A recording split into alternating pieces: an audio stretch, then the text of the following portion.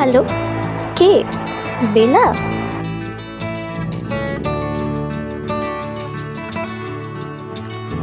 চাকরিটা আমি পেয়ে গেছি বেলা, শুনছো? এখন আর কেউ আটকাতে পারবে না। সম্বন্ধটা এইবার তুমি ভেস্তে দিতে পারো। মাকে বলে দাও বিয়ে তুমি করছো না। চাকরিটা আমি পেয়ে গেছি বেলা, শুনছো?